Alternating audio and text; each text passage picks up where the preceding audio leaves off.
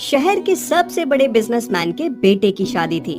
उनका आलीशान बंगला जो शहर के बाहर था उसे दुल्हन की तरह सजाया गया था। खचाखच भरे हुए लोग, एक से एक रईस और ताकतवर शख्स जो शादी में शामिल होने आए थे। नाच गाना, हंसी मजाक, खाना पीना, कुल मिलाकर बहुत ही अच्छा माहौल था वहाँ का। तभी एकदम से सब कुछ शांत हो गया। पूरे खुशनुमा माहौल में हड़कंप मच गया। नौकर इधर उधर भाग दौड़ करने लगे। घर की मालकिन तो बेहोश होकर ही गिर गई। किसी को कुछ समझ नहीं आ रहा था कि हुआ क्या। तब किसी ने बताया कि दुल्हन को देने के लिए जितने भी गहने थे और घर में शादी वाला जितना भी कैश रखा हुआ था सब चोरी हो गया था। चोर ने कुछ नहीं छोड़ा। तुरंत पुलिस में कंप्लेन की गई। पुलिस ने इन्वेस्टिगेशन किया लेकिन कुछ खास समझ में नहीं आया, क्योंकि घर में मालिक के मुताबिक तो बिना इनवाइट के कोई भी अंदर नहीं आ सकता था। बाहर इतने सारे दरबारी खड़े थे कि चोरी छुपे किसी के घुसने की कोई गुंजाइश ही नहीं थी। इतनी सुरक्षा में उनका घर था कि कोई बाहर वाला आकर चोरी कर कर ले गया, ये बहुत अजीब बात थी। पुलिस ने अपने स्तर से सभी मेहमानों से पूछताछ की लेकिन कुछ खास पता नहीं चला, क्योंकि मेहमानों में से कोई ऐसा नहीं था जिस पर शक किया जा सकता था। सीसीटीवी से भी कुछ खास जानकारी नहीं मिली, क्योंकि घर के मालिक ने किसी को भी ऐसा नहीं बताया जो बाहर का है। एक के बाद एक शहर में इस तरीके की चोरी बढ़ने लगी थी। चोर जो कोई भी था वो पहले से ही एक घर का चुनाव करता था जिस घर में कोई फंक्शन हो और भीड़ भाड़ इकट्ठा होने वाली हो। किसी भी साधारण घर में चोरी नहीं हो रही थी। पुलिस इस मामले को सुलझाने में जी जान से लगी थी।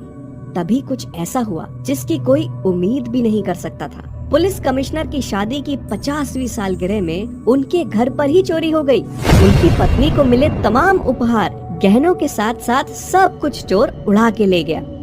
अब तो बात सर के ऊपर से निकल गई थी। पुलिस कमिश्नर ने ऑफिसर्स पे चिल्लाते हुए कहा, तुम लोगों की नाकामयाबी की वजह से ही इस चोर की इतनी हिम्मत हो गई है कि वो मेरे घर में आकर चोरी कर ले गया। अगर तुम लोगों ने एक हफ्ते के अंदर अंदर इस चोर को नहीं पकड़ा तो तुम सब की नौकरी जाने वाली है। इंस्पेक्टर गौतम नाम के एक होशियार इंस्पेक्टर ने आगे बढ़कर सबकी तरफ से जिम्मेदारी लेते हुए कहा कि आप परेशान मत होइए, मैं आपसे वादा करता हूँ, अगर एक हफ्ते के अंदर अंदर ये चोर नहीं पकड़ा गया तो मैं खुद रिजाइन कर दूंगा। इंस्पेक्टर गौतम ने वादा तो कर दिया था, लेकिन 2 दिन तो यूं ही सोचते सोचते निकल गए। किसी को कुछ भी उपाय नहीं सूझ रहा था। तभी हवलदार बंसीलाल ने किसी पुराने केस रिलेटेड सीसीटीवी फुटेज लाकर दी और गौतम को याद आया कि जिसके घर में चोरी हुई है, क्यों ना एक बार फिर से उसके सीसीटीवी फुटेज को दोबारा चेक किया जाए। कोई तो ऐसा होगा जो अनजान होगा, अपरिचित होगा, कोई तो क्लू मिलेगा। 1 महीने में हुई तमाम चोरी की वारदात हुई जगह पर फिर से चक्कर लगाए और सबके सीसीटीवी फुटेज लेकर आ गया। हैरानी की बात थी, हर फुटेज में एक ऐसा शख्स जरूर दिख रहा था जिसे घर वाले नहीं पहचानते थे। किसी में वो कोई जवान लड़का था, किसी में बड़ा था, तो किसी में कोई औरत थी। हर शादी के फंक्शन में हर घर में सिर्फ एक ऐसा शख्स जो अजनबी था लेकिन ऐसे घूम रहा था जैसे कोई जान पहचान वाला हो। गौतम को समझते देर नहीं लगी कि ये किस तरीके की चोरी है। गौतम ने जब कमिश्नर के घर के फुटेज को चेक किया तो उसमें भी एक शख्स ऐसा निकला जो था पुलिस वाले के वेश में, लेकिन पुलिस वाला नहीं था क्योंकि उसे कोई नहीं जानता था। अब वक्त था उस शातिर चोर को पकड़ने का, लेकिन कैसे? वो खुद घरों का चुनाव करता था, किसी ऐसे घर का जहां उसे मोटी रकम मिलने की उम्मीद रहती थी। गौतम की रातों की नींद उड़ चुकी थी। कैसे उस चोर की पहचान करवाएं, उसका स्केच बनवाएं तो किस रूप में? वो हर वक्त रूप बदल कर ही हर फंक्शन में घुसता था। आखिर कैसे इस चोर को पकड़ा जाए? घर में बिस्तर पर लेटे लेटे गौतम को नींद नहीं आ रही थी। वो बस करवटें बदल रहा था और आखिर में जब उसे नींद नहीं आई तो अपने मोबाइल में यूं ही वीडियोस खोलकर स्क्रॉल करने लगा। तभी उसकी नजर एक वीडियो पर जाकर रुक गई, जिसमें विदेश का कोई वीडियो था, जिसमें एक बड़ी सी तिजोरी के बाहर में दिखाया गया था, जिसके मालिक ने ये दावा किया था कि कोई भी अगर इस तिजोरी को तोड़ देगा तो इस तिजोरी में जितने भी पैसे हैं वो सब तोड़ने वाले को दे दिए जाएंगे। ये न्यूज देखकर गौतम की आंखें चमक उठी। जाहिर सी बात थी, उसके दिमाग में एक आइडिया आ रहा था। गौतम बड़ी फुर्ती से उठ के बैठा और बोला, ये मेरे दिमाग में क्यों नहीं आया? गौतम ने उसी वक्त अपने दोस्त और शहर के सबसे बड़े ज्वेलरी शोरूम के मालिक रघुवीर को फोन मिलाया। आधी रात के वक्त गौतम का फोन देखकर रघुवीर घबरा उठा। बोला, हाँ गौतम, बोलो क्या हुआ? सब ठीक तो है? और गौतम ने बड़ी शांति से कहा, सब ठीक है, तुम परेशान मत हो, तुमसे एक मदद चाहिए थी। और रघुवीर नाराज होते हुए हुए बोला, कोई मदद चाहिए थी तो कल शोरूम में आना चाहिए था ना। इस तरह पुलिस वाले का कॉल देखकर कोई भी घबरा जाए। अब फोन कर ही दिया है तो बता भी दो कि क्या बात है। और गौतम ने उसे सारी बातें बताते हुए कहा, मुझे तुम्हारा शोरूम चाहिए एक दिन के लिए। और रघुवीर परेशान होकर बोला कि आखिर गौतम करना क्या चाहता है? उसके शोरूम में भी अगर चोरी हो गई तो, और चोर नहीं पकड़ा गया तो गौतम ने उसे निश्चिंत करते हुए कहा, ऐसा कुछ नहीं होगा। गौतम के प्लान के मुताबिक शोरूम से सारी ओरिजिनल ज्वेलरी हटा दी गई थी और ओरिजिनल ज्वेलरी की जगह पर सारी नकली ज्वेलरी लगा दी गई और सेंटर में लगाया गया एक हीरे का बहुत बहुमूल्य हार जिसकी कीमत 70 करोड़ बताई गई। साथ ही रघुवीर का इंटरव्यू छपा न्यूज़पेपर में, जिसमें रघुवीर ने बहुत बढ़ चढ़कर कहा था कि उसके शोरूम की सुरक्षा ऐसी है कि चोर का बाप भी नहीं घुस सकता। उस बहुमूल्य हार को इंग्लैंड भेजा जाना था। उससे पहले शहर में उसका एग्जीबिशन लगाया गया था, जिसमें अगर यहीं का कोई खरीद सके तो बहुत अच्छी बात है। 7वें दिन और कमिश्नर से मिली डेट वाले दिन ही वो एग्जीबिशन रखी गई थी। गौतम जानता था आज आखिरी दिन है और उसे किसी भी हालत में उस चोर को पकड़ना है। सुबह से ही लोगों की भीड़ लगनी शुरू हो गई थी। बहुत से पुलिस वाले सिविल ड्रेस में भी घूम रहे थे। आखिर लोग इतने महंगे हार को देखने के लिए उतावले थे। बहुत से लोगों ने इसे खरीदने की भी कोशिश की, लेकिन आखिर इसका मूल्य इतना था कि कोई खरीद नहीं पाया और दोपहर होते होते भीड़ छटनी शुरू हो गई थी। लंच टाइम में शोरूम को बंद किया जाने वाला था। तभी एक बूढ़ी अम्मा धीरे धीरे चलती हुई शोरूम की तरफ आई।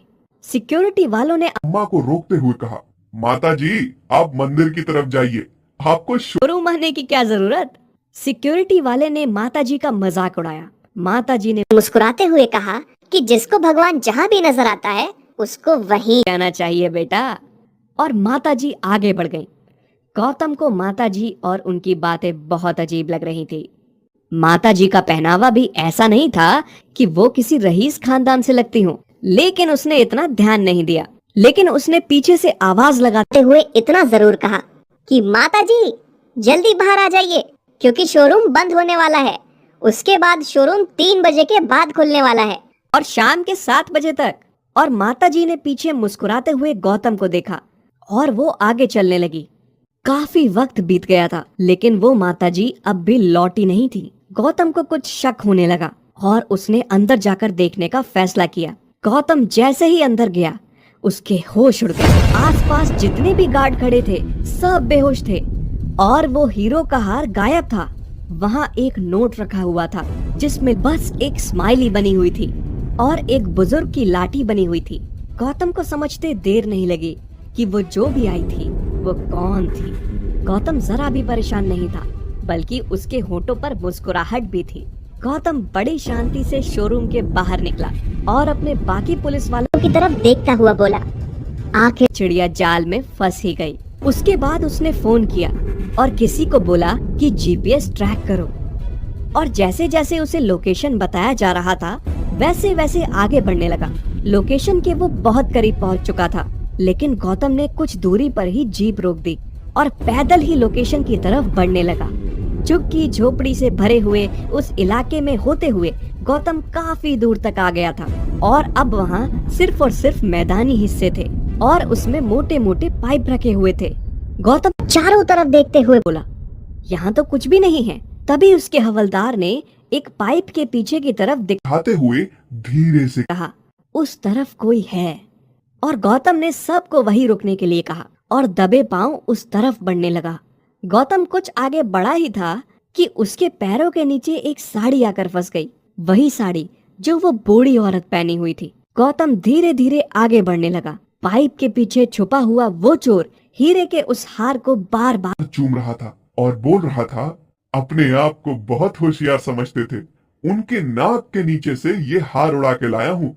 इसे बेचकर पैसे लेने हैं और इस देश को छोड़कर भाग जाना है। आखिर विदेश में जाकर ये तो अपनी कला दिखानी है। और पीछे से गौतम ने उसे दबोचते हुए कहा, अपनी होशियारी विदेश में बाद में दिखाना, पहले यहाँ होशियारी थाने में चल के दिखाओ और जेल के बाकी कैदियों के साथ अपनी कलाकारी दिखाओ, क्योंकि ये तुम्हारी ये वेश बदलने की जो कला है ना, इससे जेल के बाकी कैदियों का बहुत मनोरंजन हो जाएगा। इंस्पेक्टर गौतम को देखकर उस चोर की हालत खराब हो चुकी थी। गौतम ने उसे घसीटते हुए जीप में बिठाते हुए कहा कि उसे क्या लगता था कि पुलिस वाले ऐसे ही निकम्मे हैं, जो वो चोरी पर चोरी करता रहेगा और पुलिस वाले हाथ पर हाथ धरे बैठे रहेंगे। ये एग्जीबिशन एक जाल था और जो ये हीरे का हार पकड़कर वो खुश हुए जा रहा है,